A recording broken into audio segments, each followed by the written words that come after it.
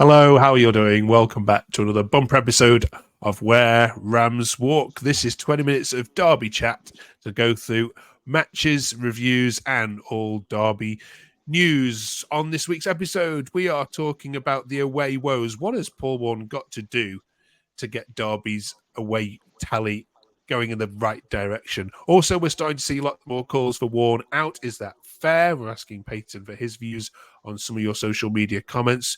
We're asking who starts against Plymouth, looking at the November fixtures, and asking you all which player needs a firework rocket this month to get them where they should be. Welcome back, Peyton. How are you? Did you recover? Have you recovered from the Stoke game? Yeah, it wasn't that bad a loss, so I think I'll live. Okay. I want to ask you straight away about some of these social media comments that are coming through. We'll start off with a balanced one. All right. This one says, JK says, I think some Derby fans need to give their heads a wobble. With the budget we've had this window compared to other sides, we are not doing too badly at all. The aim this season was always survival. Some people have seriously short memories. Where do you sit on this? Are you with JK there and saying, look, calm down a minute here.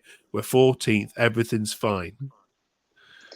I have to agree. I think it's crazy that the fact that we've had like one or two really good performances and we've been good means that we're automatically a mid-table championship side. It's like, no, we're where we should be pretty much, and probably better than we should be, seeing as like what we thought we'd be. You know, we should probably be down in the relegation zone if Paul Warne's the manager that everyone thought he was, and we are as the team that we thought we were. So we're not. We're sat very, very comfortably mid-table, pretty much. You know, see, anything can happen in the championship. We could lose 2 games and be bottom of the league, but right now it's not looking that way.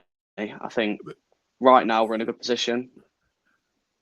We've played 14 games now, Peyton, and you've watched all of them, whether in the stadiums or on TV if it's been far away games. But do you think the championship is weak this year, certainly compared to what it was last year? And does that give you sort of confidence that actually there are going to be at least 3 worse teams than Derby, however bad your away performances have been recently?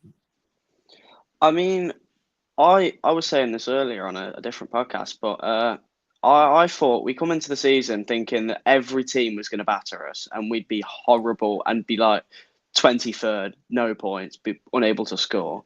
And we came in and it seemed that way against Blackburn. We were good for a spell and we conceded 4 and looked like, you know, Blackburn looked immense, really.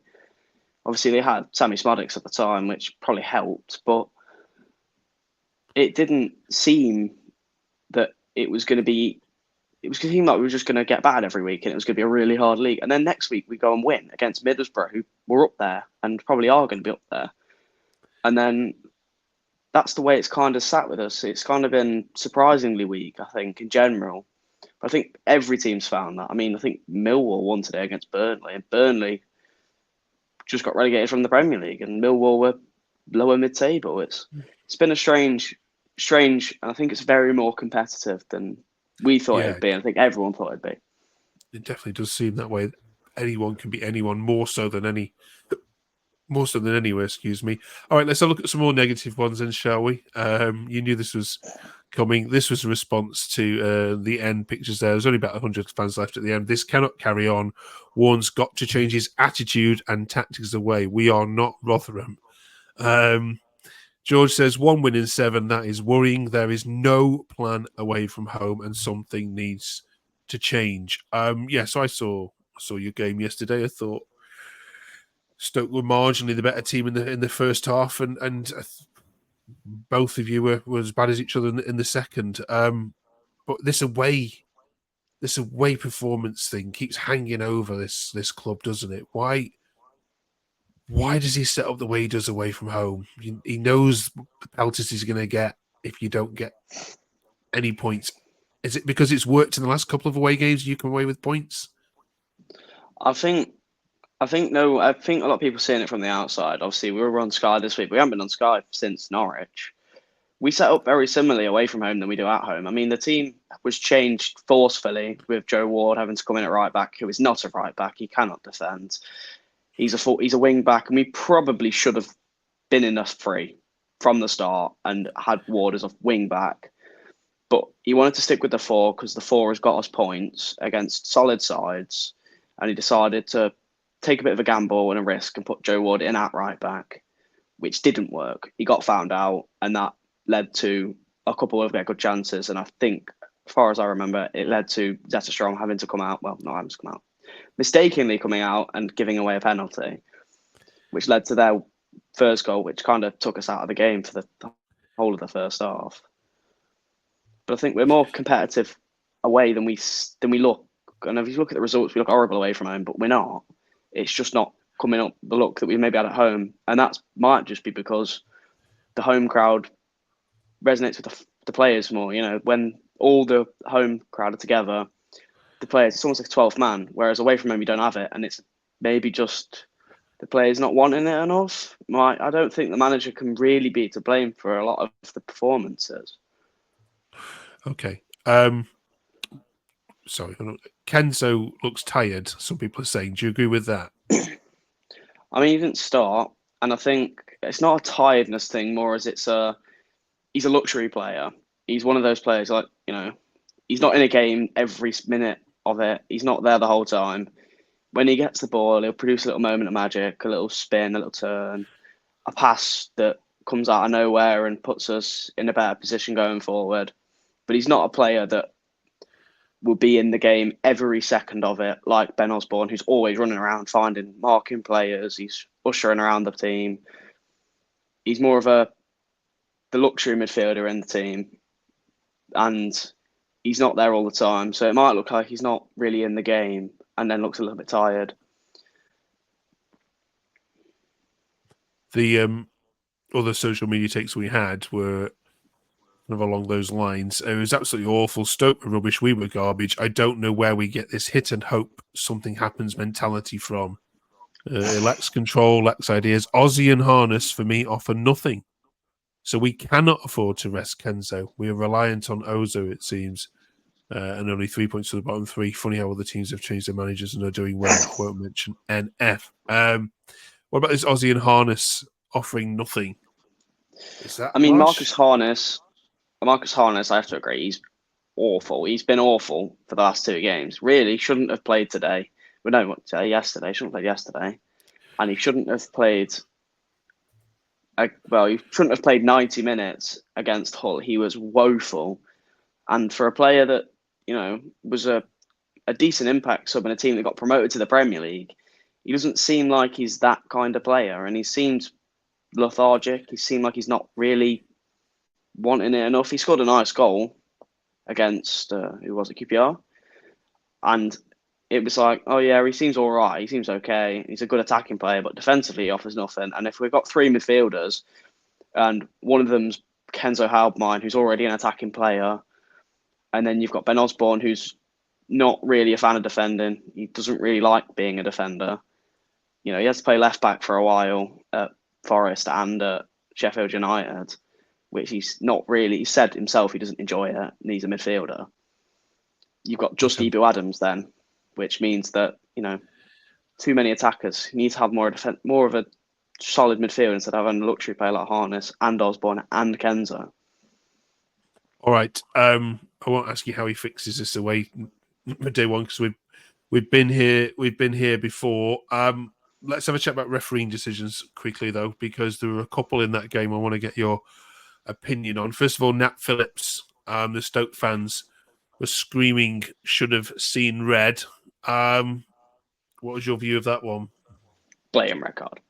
Horrible challenge. He should have been off the pitch. Shouldn't have even been there for the preceding horrible refereeing decision that I can't really blame the referee for. He probably didn't see it.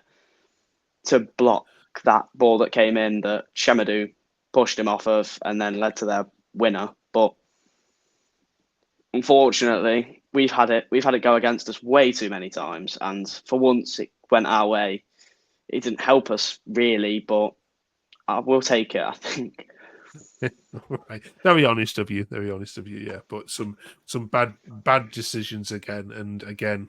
If the referee had seen that, you'd have thought that would have been chalked off.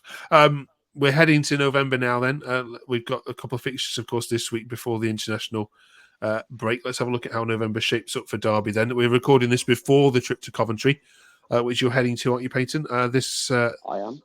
This week at the CBS. And then we'll have a chat about Plymouth in a second and who you think should be in the starting lineup for that.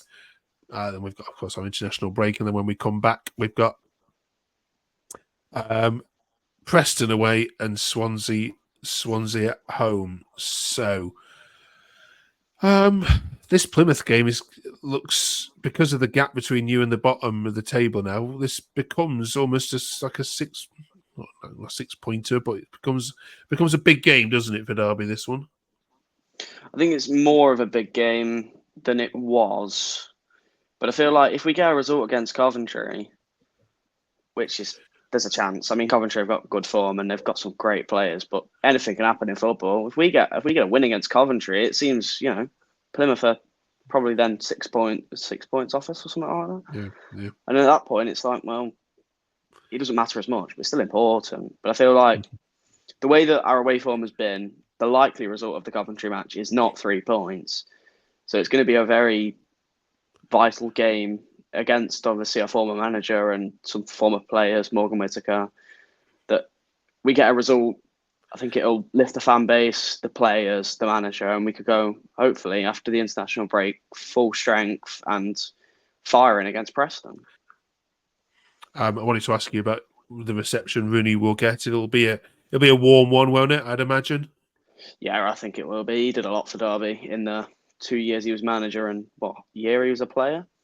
So he's loved by Derby fans. He's probably half the reason that we even still exist. And I think he's not going to get any stick for anything he did because none of it was his fault. He did what he was there to do and did it very well. A far warmer reception than he did from the Leeds fans when he stood in the dugout at Ellen Road this weekend. All right, then let's go to the starting 11 for that Plymouth game. We don't know what's happened against Coventry. So this was the starting 11 for Stoke. Now, as you said, the Joe Ward experiment didn't work. So who gets the nod for Plymouth? I think in the week we'll end up going to a 5 at the back, and I think if that works, he'll stick with it. So it'll probably be a 3 with Elder at left back instead of Forsyth, which he did at half time, and it'll be a back 3 of Cashin, Nelson, and Phillips with Ward at right wing back because I think Kane Wilson's got an injury. Don't know how serious that is. Don't know if he's going to be in and around the squad for a couple of weeks. But going off of the fact that he wasn't even in the squad today makes it seem like he probably won't be back until at least, well, maybe the international break, which is a shame. But I feel like Joe Wars, he's got the ability as an attacking player to make an impact on the side, but he's not very good defensively. And I think he knows it too. I mean, even in League One, he was poor defensively, which is telling. But he's done good for us. I mean, at the start of the season, last season when he signed for us, we were singing his name. He was incredible, putting in balls, got an assist on his debut, I think. He was really, really good. And then injuries meant he couldn't get in the side. And obviously Ryan Nyambe signing kind of then put the nail in the coffin for him at Derby. But he's got a chance now if he can put some good performances in these next 2 games. I don't see why he can't stick around and keep himself further up the pecking order than he was, and maybe even battling with Kane Wilson for the team. And that 3 at the back, he's going to have to play at some point because Nat Phillips needs games. But I think it'll be a 3-5-2, maybe a 3-4-3. Eva Adams will keep his spot in midfield. Probably Osborne too. I wouldn't be surprised if he maybe puts Kenzo behind Mendes Lang. Maybe he puts Mendes Lang up front. I don't know. He's going to try something. He's got to try something. So I think it'll be a 3. All right. Drop us your comments if you can improve on Peyton's ideas. And finally, because it's obviously firework Highway Night this week. We're asking you, as a Derby County fans, which player needs a rocket on their backside at the moment. So for you, Peyton, who's not impressing that you're expecting a lot more from? I'm going to have to say probably Nathaniel Mendes-Lang. It's a shame, but he's not looked the amazing player he was last season. And I think part of that is he's another year older. He's definitely been nursing a lot of injuries. He was at the end of last season. I mean, he played so many minutes for us and was so good, which is telling to how much he loves Derby and how much he's happy to be here. But this season, he's not looked himself, and hopefully he can find that this month and get some goals, get some assists. And yeah, it's a good shout. There's lots of other people, I think, on social media questioning him this season as well. Have you got any others that need a firework? Drop them into the comments below. Right. Enjoy your trip to Coventry then. Good luck for midweek. We'll catch you after the Plymouth game. We'll give Wayne a nice round of applause, and we'll see you. We'll see you in seven days' time. Thank you very much for watching. Don't forget to press that subscribe button if you haven't yet done so already. We know there's lots of other fantastic Derby content out there, the Rams Talk podcast and so on. Go and follow them as well. But come on, help us out. Help us start growing. It'd be massively appreciated. Thank you very much, Peyton. Thank you for watching. We'll see you next week. Have a good one. cheers.